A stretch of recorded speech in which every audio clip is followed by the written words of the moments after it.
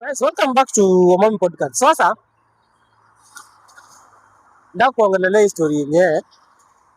Mojua kule Western leaders wameshaka.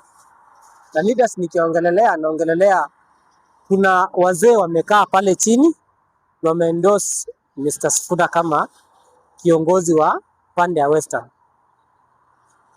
Na unajua ukishabarikiwa na wazee unakuwa na uwezo wa kwenda kuongelesha. Na kwanza maambiwa enda tafuta marafiki, mkae chini, mtengeneze nini? Government.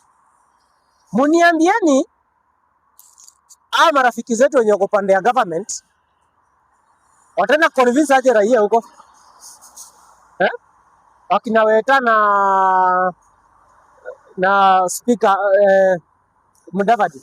Mtaenda convince aje huko Western ati mko na ushawishi?